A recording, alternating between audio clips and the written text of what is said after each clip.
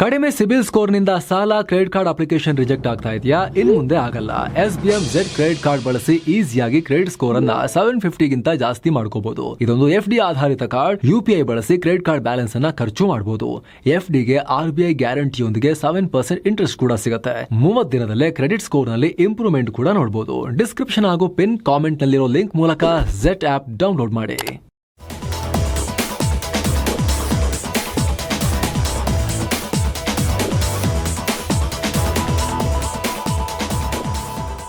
Hi friends, ಇದು mastmaga.com ನ international bulletin ಸುತ್ತು ಜಗತ್ತು. ನಾನು ಅಮರ್ ಪ್ರಸಾದ್. ಟ್ರಂಪ್ ಟ್ಯಾರಿಫ್ ಭಾರತ ಮತ್ತು ಅಮೆರಿಕ ನಡುವಿನ ಸಂಬಂಧವನ್ನ ಹಳ್ಳ ಹಿಡಿಸಿದೆ.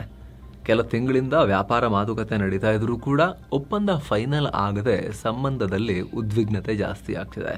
ಈ ನಡುವೆ ಭಾರತದ ಕಡೆಯಿಂದ ದೊಡ್ಡ ಮಾಹಿತಿ ಬರ್ತಾ ಇದೆ. PM ನರೇಂದ್ರ ಮೋದಿ ಟ್ರಂಪ್ ಕೋಟೆಗೆ ಕಾಲಿಡೋಕೆ ರೆಡಿಯಾಗಿದ್ದಾರೆ. ಮುಂದಿನ ತಿಂಗಳು ಸೆಪ್ಟೆಂಬರ್ನಲ್ಲಿ ನಡೆಯಲಿರೋ ವಿಶ್ವಸಂಸ್ಥೆಯ ಸಾಮಾನ್ಯ ಸಭೆಯ ಶೃಂಗಸಭೆಯಲ್ಲಿ ಪಾಲ್ಗೊಳ್ಳೋಕೆ ಮೋದಿ ಅಮೆರಿಕಾಗೆ ಭೇಟಿ ಕೊಡೋ ಸಾಧ್ಯತೆ ಇದೆ. ಹೀಗಂತ ಸರ್ಕಾರಿ ಮೂಲಗಳನ್ನು ಉಲ್ಲೇಖಿಸಿ ಈಗ ರಿಪೋರ್ಟ್ ಆಗ್ತಾ ಇದೆ. ಈ ವೇಳೆ ಅಮೆರಿಕ ಅಧ್ಯಕ್ಷ ಡೊನಾಲ್ಡ್ ಟ್ರಂಪ್ ಮತ್ತು ಮೋದಿ ನಡುವೆ ಮಾತುಕತೆ ಆಗೋ ಸಾಧ್ಯತೆ ಕೂಡ ಇದೆ. ಡೇಟ್ ಫಿಕ್ಸ್ ಮಾಡಲಾಗ್ತಿದೆ. ಮೀಟಿಂಗ್ ಫಿಕ್ಸ್ ಆಯಿತು ಅಂದರೆ ಎರಡು ರಾಷ್ಟ್ರಗಳ ನಡುವಿನ ಸಂಬಂಧಕ್ಕೆ ಅಡ್ಡಿ ಆಗ್ತಿರೋ ವ್ಯಾಪಾರ ಒಪ್ಪಂದದ ವಿಚಾರದಲ್ಲಿ ಏನಾದರೂ ಬ್ರೇಕ್ ಥ್ರೂ ಸಿಗಬಹುದಾ, ಏನಾದರೂ ಒಂದು ಕನ್ಕ್ಲೂಷನ್ಗೆ ಸೊಲ್ಯೂಷನ್ಗೆ ಬರಬಹುದಾ ಅನ್ನೋ ಚರ್ಚೆ ನಡೀತಾ ಇದೆ. ಜೊತೆಗೆ ಇದೇ ಟೈಮ್ನಲ್ಲಿ ಮೋದಿ ಶೃಂಗಸಭೆಗೆ ಆಗಮಿಸುವ ವಿದೇಶಿ ನಾಯಕರೊಂದಿಗೂ ಕೂಡ ಉನ್ನತ ಮಟ್ಟದ ಮಾತುಕತೆಗಳನ್ನು ನಡೆಸ್ತಾರೆ. ಯುಕ್ರೇನ್ ಅಧ್ಯಕ್ಷ ವೊಲಡಿಮಿರ್ ಝೆಲೆನ್ಸ್ಕಿ ಜೊತೆಗೂ ಮೀಟಿಂಗ್ ಇಟ್ಕೊಂಡಿದ್ದಾರೆ ಅನ್ನೋ ಮಾಹಿತಿ ಇದೆ. ಆದರೆ ಅಫಿಷಿಯಲ್ ಕನ್ಫರ್ಮೇಷನ್ ಇನ್ನಷ್ಟೇ ಸಿಗಬೇಕು. ಸ್ನೇಹಿತರೆ, ಈಗ ಆಲ್ರೆಡಿ ಹಲವು ಸೆಕ್ಟರ್ಗಳಲ್ಲಿ ಟ್ಯಾರಿಫ್ ಪರಿಣಾಮ ಕಾಣಿಸ್ಕೊಳ್ಳೋಕ್ಕೂ ಶುರುವಾಗಿದೆ. ಟ್ಯಾರಿಫ್ ಹೊರೆಯಿಂದ ಭಾರತದ GDP 0.5% ಪೆಟ್ಟನ್ನ ತಿನ್ನಬಹುದು ಅನ್ನೋ ಚರ್ಚೆ ಕೂಡ ನಡೀತಾ ಇದೆ. ಹೀಗಾಗಿ ಮೋದಿ ಮತ್ತು ಟ್ರಂಪ್ ನಡುವೆ ಈ ಮೀಟಿಂಗ್ ಆಗೋದು ಅನಿವಾರ್ಯ ಕೂಡ ಹೌದು. ಅಲ್ಲಿ ವಿಶ್ವಸಂಸ್ಥೆಯ ಸಾಮಾನ್ಯ ಸಭೆ ಟೈಮ್ನಲ್ಲೋ ಬೇರೆ ಟೈಮ್ನಲ್ಲೋ ಮೀಟಿಂಗ್ ಆಗಲೇಬೇಕಾಗತ್ತೆ. ಹೀಗಾಗಿ ಎರಡೂ ಉದ್ದೇಶ ಈಡೇರುತ್ತಲ್ವಾ. ವಿಶ್ವಸಂಸ್ಥೆಗೂ ಹೋದಂಗಾಯಿತು, ಆ ಟೈಮ್ನಲ್ಲಿ ಅಮೆರಿಕದಲ್ಲೇ ಇದೆಯಲ್ಲ ಅದರ ಹೆಡ್ ಕ್ವಾರ್ಟರ್. ಸೊ ಅದೇ ಟೈಮ್ನಲ್ಲಿ ಟ್ರಂಪ್ ಜೊತೆಗೂ ಮೀಟಿಂಗ್ ಕೂಡ ನಡೆಸ್ದಂಗಾಗತ್ತಲ್ವ ಅನ್ನೋ ಲೆಕ್ಕಾಚಾರ ಈಗ ನಡೀತಾ ಇದೆ. ಒಂದ್ ಕಡೆ ರಷ್ಯಾ ಯುಕ್ರೇನ್ ಯುದ್ಧ, ಮತ್ತೊಂದ್ ಕಡೆ ಅಮೆರಿಕ ಭಾರತ ನಡುವಿನ ಟ್ರೇಡ್ ಡೀಲ್. ಈಗ ಆಲ್ರೆಡಿ ಯುಕ್ರೇನ್ ಯುದ್ಧದ ಸಂಬಂಧ ಪುಟಿನ್ ಟ್ರಂಪ್ ಭೇಟಿ ಕೂಡ ಫಿಕ್ಸ್ ಆಗಿದೆ. ಶುಕ್ರವಾರ ಅಲಾಸ್ಕಾದಲ್ಲಿ ಮೀಟಿಂಗ್. ಸೊ ಇಂಥ ಟೈಮ್ನಲ್ಲಿ ಟ್ರಂಪ್ ಮೋದಿ ಮುಖತಃ ಭೇಟಿಯಾಗಿ ಇವರ ಅಪನಂಬಿಕೆಗಳನ್ನ ತೊಡೆದು ಹಾಕೋ ಪ್ರಯತ್ನ ಪಟ್ಟರೆ ಬ್ರೇಕ್ ಥ್ರೂ ಸಿಗಬಹುದು, ಒಂದು ಸೊಲ್ಯೂಷನ್ ಸಿಗಬಹುದು ಭಾರತ ಅಮೆರಿಕದ ನಡುವಿನ ಟ್ರೇಡ್ ಡೀಲ್ನ ಕಗ್ಗಂಟಿನಲ್ಲಿ. ಅದ ಹಾಗೆ ವಿಶ್ವಸಂಸ್ಥೆ ಸಾಮಾನ್ಯ ಸಭೆಯ ಈ ಶೃಂಗಸಭೆ ಅಮೆರಿಕದ ನ್ಯೂಯಾರ್ಕ್ ಸಿಟಿಯಲ್ಲಿ ಸೆಪ್ಟೆಂಬರ್ ತಿಂಗಳಲ್ಲಿ ನಡೆಯೋದು. ಸೆಪ್ಟೆಂಬರ್ 23ರಿಂದ 29ರ ನಡುವೆ ಜಾಗತಿಕ ನಾಯಕರ ಹೈ ಲೆವೆಲ್ ಜನರಲ್ ಡಿಬೇಟ್ ಕೂಡ ನಡೆಯೋದ್ರಲ್ಲಿದೆ.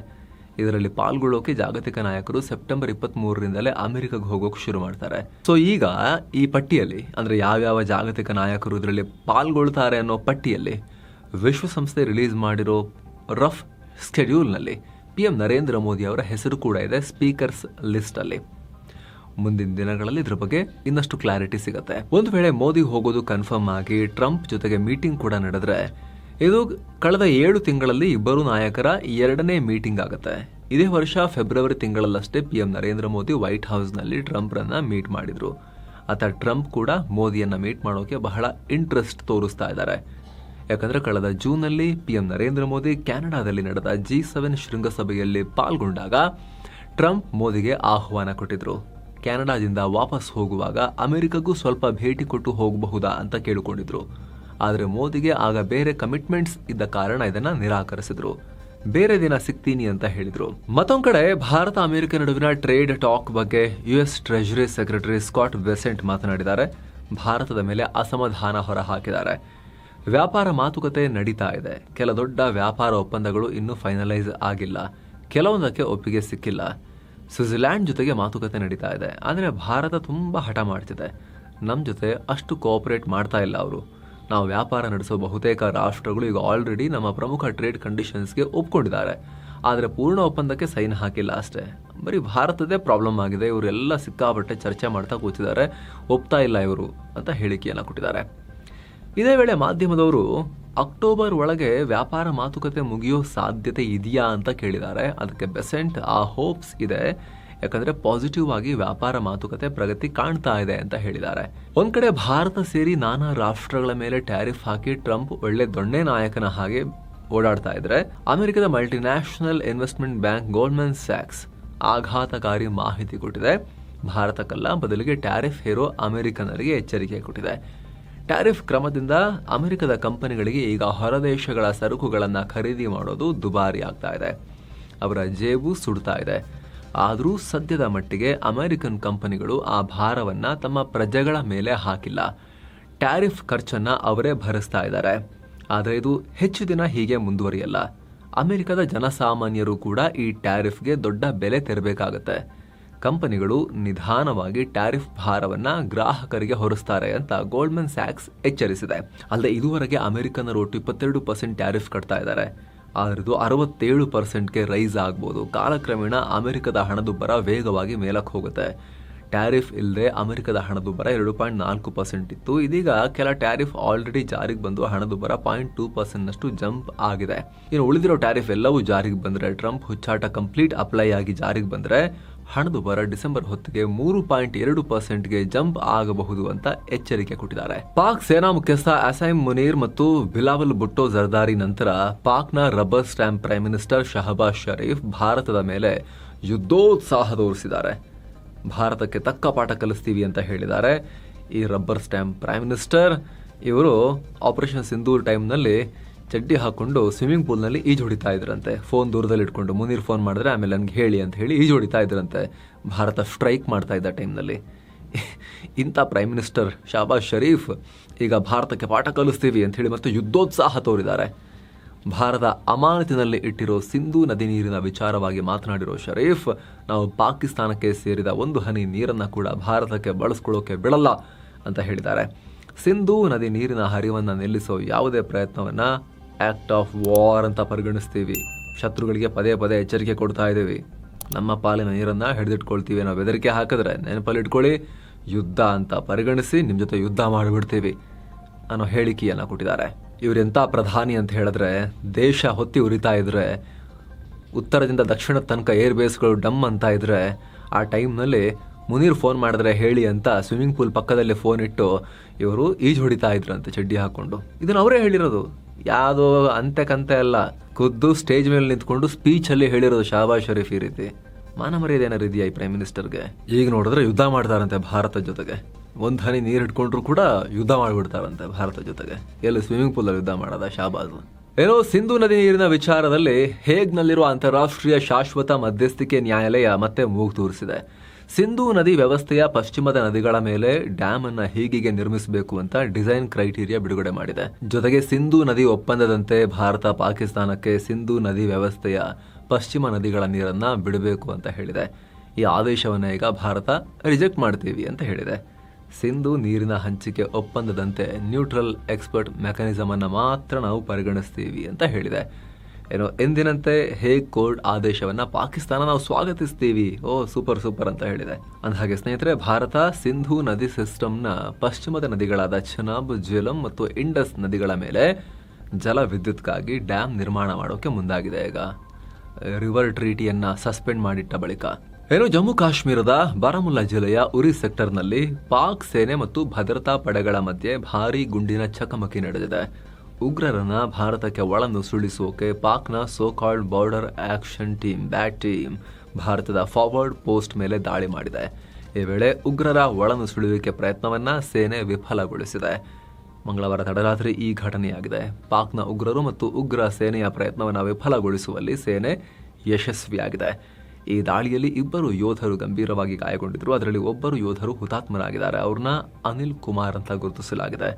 ಗಾಯಗೊಂಡಿರೋ ಯೋಧರಿಗೆ ಚಿಕಿತ್ಸೆ ಮುಂದುವರೆದಿದೆ.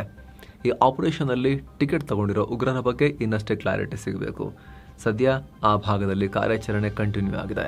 ಏನೋ ಭಾರತದ ಕೇಂದ್ರ bank reserve bank of India ವಿದೇಶಿ ವ್ಯಾಪಾರಿಗಳಿಗೆ ಅಥವಾ ವಿದೇಶಗಳಿಗೆ ಭಾರತ ಜೊತೆಗೆ ವ್ಯಾಪಾರದಲ್ಲಿ ಪೇಮೆಂಟ್ಗೆ ನಾವು ವಸ್ತು ತಗೊಂಡಾಗ ಡಾಲರಲ್ಲೇ ಪೇ ಮಾಡಿ ಅಂತ ಕೇಳಿದೆ. ನಮ್ಮ ರುಪಿನೂ ಕೂಡ ತಗೊಳ್ಳೋರಿಗೆ ಗುಡ್ ನ್ಯೂಸ್ ಕೊಟ್ಟಿದೆ. ಭಾರತದ ಬ್ಯಾಂಕ್ಗಳಲ್ಲಿರೋ ಅವರ ಸ್ಪೆಷಲ್ ರುಪಿ ಓಸ್ಟ್ರೋ ಅಕೌಂಟ್ ಅಲ್ಲಿರುವಂತಹ ಹಣವನ್ನ ಗವರ್ಮೆಂಟ್ ಸೆಕ್ಯೂರಿಟೀಸ್ ಮತ್ತು ಟ್ರೆಜರಿ ಬಿಲ್ಗಳಲ್ಲಿ ಹೂಡಿಕೆ ಮಾಡೋಕೆ ಅವಕಾಶ ಕೊಟ್ಟಿದೆ. ಈ ಬದಲಾವಣೆ ತತ್ಕ್ಷಣದಿಂದಲೇ ಜಾರಿಗೆ ಬರುತ್ತೆ ಅಂತ RBI ಹೇಳಿದೆ. ಇದಕ್ಕಾಗಿ RBI ಗೈಡ್ಲೈನ್ಸ್ ಕೂಡ ಜಾರಿ ಮಾಡಿದೆ. ಈ ಸಂಬಂಧ ವಿಶೇಷ ವರದಿಯಲ್ಲಿ ನಾವು ಡೀಟೇಲ್ ಆಗಿ ಮಾಹಿತಿ ಕೊಡ್ತೀವಿ. ಇದು ಚಿಕ್ಕ ಸುದ್ದಿ ಅಲ್ಲ, ಇದು ತುಂಬ ದೊಡ್ಡ ಸುದ್ದಿ. ಇದು ಅದನ್ನು ಕಮ್ಮಿ ಟೈಮ್ನಲ್ಲಿ ಹೇಳೋದು ಕಷ್ಟ. ವಿಶೇಷ ವರದಿಯಲ್ಲಿ ನಿಮಗೆ ಇದರ ಮಹತ್ವ ಏನು, ಯಾಕೆ ನಮ್ಮ ರುಪೀಲಿ ಪೇಮೆಂಟ್ ಮಾಡಿದ್ರೆ, ವಿದೇಶಗಳಿಂದ ನಾವೊಂದು ಫೈಟರ್ ಜೆಟ್ ತೊಗೊಂಡ್ರೆ ಅಥವಾ ತೈಲ ತೊಗೊಂಡ್ರೆ ನಮ್ಮ ರುಪಿ ಯಾಕೆ ತಗೊಳ್ಳಲ್ಲ, ಡಾಲರೇ ಯಾಕೆ ಕೇಳ್ತಾರೆ, ನಾವು ರೂಪಿ ಕೊಟ್ಟರೂ ಕೂಡ ಅದನ್ನ ಹಿಡ್ಕೊಂಡು ಆಮೇಲೆ ಅವ್ರು ಏನು ಮಾಡ್ತಾರೆ, ಈಗ ಗೌರ್ಮೆಂಟ್ ಮತ್ತು RBI ಯಾವ ಹೆಜ್ಜೆ ಇಟ್ಟಿದ್ದಾರೆ ರುಪಿಯ ಅಕ್ಸೆಪ್ಟೆನ್ಸ್ ಜಾಸ್ತಿ ಮಾಡೋಕ್ಕೆ, ಅದ್ರ ಬಗ್ಗೆ ನಿಮಗೆ ವಿಶೇಷ ವರದಿಯಲ್ಲಿ ಮಾಹಿತಿ ಕೊಡ್ತೀವಿ ಸ್ನೇಹಿತರೆ. ಅದಕ್ಕೆ ಹೇಳೋದು, ಸಬ್ಸ್ಕ್ರೈಬ್ ಮಾಡಿಲ್ಲ ದಯವಿಟ್ಟು ಸಬ್ಸ್ಕ್ರೈಬ್ ಮಾಡಿ, ಪಕ್ಕದ ಬೆಲ್ ಐಕಾನ್ ಕ್ಲಿಕ್ ಮಾಡಿರಿ ಅಂತ. ಅವಾಗ ನಿಮಗೆ ಈ ಥರದ್ದು ಏನೇ ವ್ಯಾಲ್ಯೂಬಲ್ ಮಾಹಿತಿ ನಾವು ತಲುಪಿಸಿದಾಗಲೂ ಕೂಡ ನೇರವಾಗಿ ನಿಮಗೆ ತಲುಪುತ್ತೆ ಅಂತ. ಇನ್ನು ಇತ್ತೀಚೆಗಷ್ಟೇ ಪಾಕಿಸ್ತಾನದ ಫೀಲ್ಡ್ ಮಾರ್ಷಲ್ ಆಸಾಮ್ ಮುನೀರ್ ಅಮೆರಿಕಾಗೆ ಭೇಟಿ ಕೊಟ್ಟು ಭಾರತಕ್ಕೆ ಪರಮಾಣು ಬೆದರಿಕೆ ಹಾಕಿದ್ದ. ಅದರ ಬಗ್ಗೆ ಮಾಧ್ಯಮದವರು ಪ್ರಶ್ನೆ ಮಾಡಿದ್ದಕ್ಕೆ ಅಮೆರಿಕದ ಸ್ಟೇಟ್ ಡಿಪಾರ್ಟ್ಮೆಂಟ್ ವಕ್ತಾರೆ ಟ್ಯಾಮಿ ಬ್ರೂಸ್ ನ್ಯೂಟ್ರಲ್ ಆಗಿ ಮಾತನಾಡಿದ್ದಾರೆ. ಭಾರತ ಮತ್ತು ಪಾಕ್ ಜೊತೆಗಿನ ಅಮೆರಿಕದ ಸಂಬಂಧ ಬದಲಾಗಿಲ್ಲ, ಮುಂಚೆ ಹೇಗಿತ್ತು ಹಾಗೇ ಇದೆ. ನಮ್ಮ ರಾಜತಾಂತ್ರಿಕರು ಎರಡೂ ರಾಷ್ಟ್ರಗಳೊಂದಿಗೆ ಕಮಿಟ್ ಆಗಿದ್ದಾರೆ.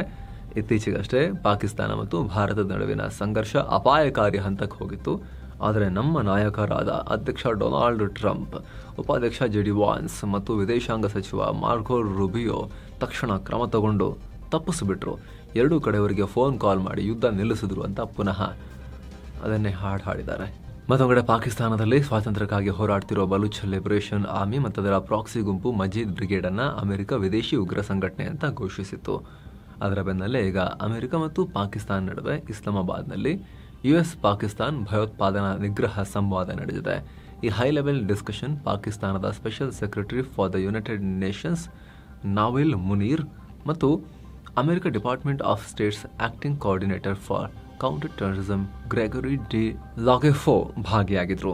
ಈ ಮೀಟಿಂಗ್ ವೇಳೆ ಭಯೋತ್ಪಾದನೆ ವಿರುದ್ಧ ಹೋರಾಡೋಕೆ ದ್ವಿಪಕ್ಷೀಯ ಸಹಯೋಗ ಹೆಚ್ಚಿಸಿಕೊಳ್ಳುವ ಬಗ್ಗೆ ಮತ್ತು ಪ್ರಾದೇಶಿಕ ಭದ್ರತೆಯನ್ನು ಹೆಚ್ಚು ಮಾಡೋದ್ರ ಬಗ್ಗೆ ಚರ್ಚೆ ಮಾಡಿದ್ದಾರೆ. ಇದರಲ್ಲಿ ಪಾಕಿಸ್ತಾನದ ಬಲೂಚ್ ಲಿಬರೇಷನ್ ಆರ್ಮಿ, IS ಉಗ್ರ ಸಂಘಟನೆ TTP, ಇದು ಪಾಕಿಸ್ತಾನ ಕಾಟ ಕೊಡ್ತಿರೋ ಉಗ್ರ ಸಂಘಟನೆಗಳು. ಹಾಗಾಗಿ ಅವುಗಳ ಮೇಲೆ ಫೋಕಸ್ ಮಾಡಿದ್ದಾರೆ. ಪಾಕ್ ಬಿಟ್ಟು ಬೇರೆಯವರಿಗೆ ಕಾಟ ಕೊಡೋ ಉಗ್ರ ಸಂಘಟನೆಗಳ ಬಗ್ಗೆ ತಲೆಗೆಡಿಸ್ಕೊಂಡಿಲ್ಲ ಅವರು. ಇದಕ್ಕೆ ಸಂಬಂಧಪಟ್ಟಂತೆ ರಿಯಾಕ್ಟ್ ಮಾಡಿ ಅಮೆರಿಕದ ಅಧಿಕಾರಿಗಳು ಉಗ್ರ ಪ್ರಭಾವ ಹತ್ತಿಕ್ಕೋಕೆ ಪಾಕಿಸ್ತಾನ ಪಡ್ತಿರೋ ಪ್ರಯತ್ನಕ್ಕೆ ಮೆಚ್ಚುಗೆ ವ್ಯಕ್ತಪಡಿಸ್ತೀವಿ ಅಂತ ಕೂಡ ಹೇಳಿದ್ದಾರೆ. ಏನೋ ಅಮೆರಿಕ ನಿರ್ಧಾರಕ್ಕೆ ಬಲೂಚ್ ಸ್ವಾತಂತ್ರ್ಯ ಹೋರಾಟಗಾರ ಮೀರಿಯಾರ್ ಬಲೂಚ್ ಪ್ರತಿಕ್ರಿಯೆ ಕೊಟ್ಟಿದ್ದಾರೆ. ಯಾರು ಉಗ್ರರು? ನಾವಲ್ಲ, ನಾವು ಕೂಡ ಮನುಷ್ಯರು, ನಾವು ಸಂತ್ರಸ್ತರು. ಪಾಕ್ನ ISI ಬೆಂಬಲಿತ ಉಗ್ರರು ನಮ್ಮ ಮೇಲೆ ನಿರಂತರವಾಗಿ ದಾಳಿ ಮಾಡುತ್ತಿದ್ದಾರೆ. ನಾವು ಪಾಕಿಸ್ತಾನದ ಉಗ್ರಗಾಮಿ ಆಕ್ರಮಣಶೀಲತೆಯನ್ನ ಫೇಸ್ ಮಾಡ್ತಾ ಇರೋರು ಸಂತ್ರಸ್ತರು ಅಂತ ಹೇಳಿದ್ದಾರೆ. ಹಾಗೆ ಬಲೂಚಿಸ್ತಾನ ಅಮೆರಿಕ ಜೊತೆ ಐತಿಹಾಸಿಕವಾಗಿ ಒಳ್ಳೆ ಸೌಹಾರ್ದತೆ ತೋರಿಸಿದೆ. ಆಫ್ಘಾನಿಸ್ತಾನದ ಮೇಲೆ ಸೋವಿಯತ್ ಆಕ್ರಮಣ ಮಾಡಿದಾಗ ಅಮೆರಿಕ ಮತ್ತು ಸೋವಿಯತ್ ವಿರುದ್ಧ ಬಲೂಚ್ ಹೋರಾಟಗಾರರು ಶಸ್ತ್ರ ಎತ್ತಲಿಲ್ಲ. ಪಾಕಿಸ್ತಾನವೇ ಅಮೆರಿಕದ ಅವಳಿ ಕಟ್ಟಡದ ಮೇಲೆ ದಾಳಿ ಮಾಡಿದ ಉಗ್ರನಿಗೆ ಆಶ್ರಯ ಕೊಟ್ಟಿತ್ತು. ನೀವು ಅವ್ರನ್ನ ಫ್ರೆಂಡ್ ಅಂತ ಅವ್ರ ಜೊತೆ ಸೇರ್ಕೊಳ್ತಿದ್ದೀರಾ. ಬಲೂಚಿ ಹೋರಾಟಗಾರರು ಅಮೆರಿಕಗೆ ತಿಳಿ ಹೇಳಿದ್ದಾರೆ, ಬುದ್ಧಿ ಹೇಳಿದ್ದಾರೆ. ಏನೋ ಬಲೂಚಿಗಳ ಸ್ವಾತಂತ್ರ್ಯಕ್ಕೆ ಈ ರೀತಿ ಅಡ್ಡಗಾಲು ಹಾಕಿ ಅವರಿಗೆ ಅಮೆರಿಕದ ಕಡೆಯಿಂದ ಉಗ್ರ ಹಣೆಪಟ್ಟಿಯನ್ನ ಕಟ್ಟಿಸಿರೋ ಪಾಕ್ ಪಶ್ತೂನಿಸ್ತಾನದ ಬೇಡಿಕೆ ಇಟ್ಟು ಹೋರಾಟ ಮಾಡ್ತಿರೋ TTPಗಳ ವಿರುದ್ಧ ಕೂಡ ದೊಡ್ಡ ಕಾರ್ಯಾಚರಣೆಯನ್ನು ಶುರು ಮಾಡಿದೆ. ಖೈಬರ್ ಪಖ್ತೂನ್ಖ್ವಾದ ಬಜೌರ್ನಲ್ಲಿ TTPಗಳನ್ನು ನಿಗ್ರಹ ಮಾಡ್ತೀವಿ, ಹೊಡೆದು ಹಾಕ್ತೀವಿ ಅಂತ ಕಾರ್ಯಾಚರಣೆ ಶುರು ಮಾಡಿದ್ದಾರೆ. 55,000 ಜನರನ್ನ ಸ್ಥಳಾಂತರ ಮಾಡಿದ್ದಾರೆ. ಈಗ ಕರ್ಫ್ಯೂ ಎಲ್ಲ ಜಾರಿ ಮಾಡಲಾಗಿದೆ. ದೊಡ್ಡ ಕಾರ್ಯಾಚರಣೆ ನಡೀತಾ ಇದೆ. ಏನೋ ಯೆಮೆನ್ನ ಹುತಿಗಳು ಇಸ್ರೇಲ್ ಗುರಿಯಾಗಿಸಿ ದಾಳಿ ಶುರು ಮಾಡಿಕೊಂಡಿದ್ದಾರೆ. ಇಸ್ರೇಲ್ನ ಹೈಫಾ, ನೆಗೆವ್, ಸೆವಾ ಮತ್ತು ಐಲಾಟ್ ನಗರಗಳನ್ನ ಗುರಿಯಾಗಿಸಿ ಡ್ರೋನ್ ದಾಳಿ ಮಾಡಿದ್ದಾರೆ. ಗಾಜಾದಲ್ಲಿ ಇಸ್ರೇಲ್ ದಾಳಿ ನಿಲ್ಲಿಸೋವರೆಗೂ ಈ ರೀತಿ ನಾವು ಫೈಟ್ ಮಾಡ್ತಾ ಇರ್ತೀವಿ ಅಂತ ಹುತಿಗಳು ಹೇಳಿದ್ದಾರೆ. ಈ ದಾಳಿಯಲ್ಲಾದ ಡ್ಯಾಮೇಜಸ್ ಬಗ್ಗೆ ಇನ್ನಷ್ಟೇ ಕ್ಲಾರಿಟಿ ಸಿಗಬೇಕು. ಆದರೆ ಹುತಿಗಳ ದಾಳಿ ಬಗ್ಗೆ ಇಸ್ರೇಲ್ ಯಾವುದೇ ಪ್ರತಿಕ್ರಿಯೆ ಕೊಟ್ಟಿಲ್ಲ. ಏನೋ ಗಾಜಾದಲ್ಲಿ ಇಸ್ರೇಲ್ ಆಕ್ರಮಣ ಜೋರಾಗ್ತಾ ಇದೆ. ಇದರ ನಡುವೆ ಬ್ರಿಟನ್, ಫ್ರಾನ್ಸ್, ಸ್ಪೇನ್, ಜಪಾನ್ ಸೇರಿದ ಹಾಗೆ 25 ರಾಷ್ಟ್ರಗಳ ವಿದೇಶಾಂಗ ಸಚಿವರು ಗಾಜಾದಲ್ಲಿರೋ ಪ್ಯಾಲೆಸ್ತೇನಿಗಳಿಗೆ ಸೂಕ್ತ ಮಾನವೀಯ ನೆರವನ್ನ ಒದಗಿಸುವಂತೆ ಒತ್ತಾಯ ಮಾಡಿದ್ದಾರೆ. ಮತ್ತೊಂದು ಕಡೆ ಗಾಜಾದಲ್ಲಿರೋ ಪ್ಯಾಲೆಸ್ತೇನಿಯರನ್ನ ಸೌತ್ ಸುಡಾನ್ಗೆ ಸ್ಥಳಾಂತರ ಮಾಡೋಕೆ ಇಸ್ರೇಲ್ ಸೌತ್ ಸುಡಾನ್ ಅಧಿಕಾರಿಗಳೊಂದಿಗೆ ಮಾತುಕತೆ ನಡೆಸ್ತಾ ಇದ್ದಾರೆ ಅನ್ನೋ ರಿಪೋರ್ಟ್ ಬರ್ತಾ ಇದೆ. ಏನೋ ಎಂದಿನಂತೆ ಗಾಜಾದಲ್ಲಿ ಇಸ್ರೇಲ್ ದಾಳಿ ಕಂಟಿನ್ಯೂ ಆಗಿದೆ. ಕಳೆದ 24 ಗಂಟೆಯಲ್ಲಿ ಇಸ್ರೇಲ್ ನಡೆಸಿದ ಹೊಸ ದಾಳಿಯಲ್ಲಿ ಕನಿಷ್ಠ 89 ಜನ ಮೃತಪಟ್ಟಿದ್ದಾರೆ ಅನ್ನೋ ಮಾಹಿತಿ ಬರ್ತಾ ಇದೆ. ಹಲವರು ಗಾಯಗೊಂಡಿದ್ದಾರೆ. ಆಗಸ್ಟ್ 15ಕ್ಕೆ ಶುಕ್ರವಾರ ಅಮೆರಿಕ ಅಧ್ಯಕ್ಷ ಡೊನಾಲ್ಡ್ ಟ್ರಂಪ್ ರನ್ನ ಭೇಟಿ ಮಾಡಲಿರೋ ರಷ್ಯಾ ಅಧ್ಯಕ್ಷ ವ್ಲಾಡಿಮಿರ್ ಪುಟಿನ್ ಉತ್ತರ ಕೊರಿಯಾ ಅಧ್ಯಕ್ಷ ಕಿಮ್ ಜಾಂಗ್ ಉನ್ ಜೊತೆಗೆ ಫೋನ್ ಕಾಲ್ನಲ್ಲಿ ಮಾತನಾಡಿದ್ದಾರೆ. ಎರಡೂ ರಾಷ್ಟ್ರಗಳ ನಡುವಿನ ಸಹಕಾರವನ್ನ ಮತ್ತಷ್ಟು ಬಲಪಡಿಸುವ ಕುರಿತು ಡಿಸ್ಕಸ್ ಮಾಡಿದ್ದಾರೆ. ಇದೆಲ್ಲದರ ನಡುವೆ ಯುಕ್ರೇನ್ ಅಧ್ಯಕ್ಷ ಜೆಲೆನ್ಸ್ಕಿ ಮತ್ತೆ ರಷ್ಯಾ ಅಧ್ಯಕ್ಷ ಪುಟಿನ್ ವಿರುದ್ಧ ಕೆಂಡ ಕಾರಿದ್ದಾರೆ. ನಾವು ಯಾವುದೇ ಕಾರಣಕ್ಕೂ ನಮ್ಮ ಡಾನ್ಬಾಸ್ ಪ್ರದೇಶವನ್ನ ರಷ್ಯಾಗೆ ಬಿಟ್ಕೊಡಲ್ಲ ಅಂತ ಹೇಳಿದ್ದಾರೆ. ಅಂದಹಾಗೆ ಡಾನ್ಬಾಸ್ ರಷ್ಯಾ ವಶದಲ್ಲಿರೋ ಡಾನೆಟ್ಸ್ ಪ್ರದೇಶದ ಒಂದು ಭಾಗ. ಈಗ ಕದನ ವಿರಾಮದ ಭಾಗವಾಗಿ ಇದನ್ನ ನಮಗೆ ಕೊಡಿ ಅಂತ ಹೇಳಿ, ಇದರಿಂದ ಪೂರ್ತಿ ಯುಕ್ರೇನ್ ಹಿಂದೆ ಸರಿಬೇಕು ಅಂತ ರಷ್ಯಾ ಪ್ರಸ್ತಾವನೆ ಮುಂದಿಟ್ಟಿದೆ. ಇದಕ್ಕೆ ಜೆಲೆನ್ಸ್ಕಿ ಈ ರೀತಿ ಪ್ರತಿಕ್ರಿಯೆ ಕೊಟ್ಟಿದ್ದಾರೆ. ಜೊತೆಗೆ ಈ ನಿರ್ಧಾರ ಫ್ಯೂಚರ್ನಲ್ಲಿ ಯುದ್ಧಕ್ಕೆ ಕಾರಣ ಆಗಬಹುದು ಅನ್ನೋ ಎಚ್ಚರಿಕೆಯನ್ನ ಕೂಡ ಕೊಡ್ತಾ ಇದ್ದೀನಿ ಅಂತ ಹೇಳಿದ್ದಾರೆ. ಇನ್ನು ಐರ್ಲೆಂಡ್ನಲ್ಲಿ ಭಾರತೀಯರನ್ನ ಗುರಿಯಾಗಿಸಿ ನಿರಂತರವಾಗಿ ನಡೀತಾ ಇರೋ ಜನಾಂಗೀಯ ದಾಳಿಗಳಿಗೆ ಐರ್ಲೆಂಡ್ ಅಧ್ಯಕ್ಷ ಮೈಕಲ್ ಡಿ ಹಿಗಿನ್ಸ್ ಖಂಡನೆ ವ್ಯಕ್ತಪಡಿಸಿದ್ದಾರೆ. ಅಲ್ಲದೆ ಇಂತಹ ದಾಳಿಗಳು ನಮ್ಮ ಮೌಲ್ಯಗಳಿಗೆ ವಿರುದ್ಧ, ಇಂತಹ ದಾಳಿ ನಡೆಸೋರ ವಿರುದ್ಧ ಕಠಿಣ ಕ್ರಮ ತಗೊಳ್ತೀವಿ ಅನ್ನೋ ಎಚ್ಚರಿಕೆ ಕೊಟ್ಟಿದ್ದಾರೆ. ಭಾರತೀಯ ಸಮುದಾಯ ಐರ್ಲೆಂಡ್ಗೆ ಅಪಾರವಾದ ಕೊಡುಗೆಯನ್ನು ಕೊಟ್ಟಿದೆ, ಅವರಿಗೆ ನಾವು ಕೃತಜ್ಞತೆ ಸಲ್ಲಿಸಬೇಕು ಅಂತ ಹೇಳಿದ್ದಾರೆ. ಮತ್ತೊಂದು ಕಡೆ ಅಮೆರಿಕ ಅಧ್ಯಕ್ಷ ಡೊನಾಲ್ಡ್ ಟ್ರಂಪ್ ದೇಶದ ರಾಜಧಾನಿ ವಾಷಿಂಗ್ಟನ್ನಲ್ಲಿ ನ್ಯಾಷನಲ್ ಗಾರ್ಡ್ ಅನ್ನು ನಿಯೋಜಿಸಿದ್ದಾರೆ. ವಾಷಿಂಗ್ಟನ್ನಲ್ಲಿ ಹಿಂಸಾತ್ಮಕ ಕೃತ್ಯಗಳು ಜಾಸ್ತಿ ಆಗ್ತಿದ್ದಾವೆ, ಅಪರಾಧಿಗಳೆಲ್ಲ ಜಾಸ್ತಿ ಆಗಿಬಿಟ್ಟಿದ್ದಾರೆ, ಕ್ರಿಮಿನಲ್ ಎಮರ್ಜೆನ್ಸಿ ಅಂತ ಹೇಳಿ ಘೋಷಿಸಿಬಿಟ್ಟಿದ್ರು. ಅದರ ಬೆನ್ನಲ್ಲೇ ಟ್ರಂಪ್ 800 ಸೈನಿಕರ ನ್ಯಾಷನಲ್ ಗಾರ್ಡ್ ಅನ್ನ ನಿಯೋಜನೆ ಮಾಡಿದ್ದಾರೆ. ಸುಮಾರು 1 ತಿಂಗಳು ಅಥವಾ ಅದಕ್ಕಿಂತ ಹೆಚ್ಚಿನ ಟೈಮ್ ಈ ನ್ಯಾಷನಲ್ ಗಾರ್ಡ್ ವಾಷಿಂಗ್ಟನ್ನಲ್ಲಿ ಇರ್ತಾರೆ ಅಂತ ಅಧಿಕಾರಿಗಳು ಹೇಳಿದ್ದಾರೆ. ಸೊ ಫ್ರೆಂಡ್ಸ್, ಇದಾಗಿತ್ತು ಇವತ್ತಿನ ಜಗತ್ತಿನ ಸುತ್ತಾಟ. ಮತ್ತೆ ಭೇಟಿ ಆಗ್ತಿರೋಣ. ನಮಸ್ತೆ.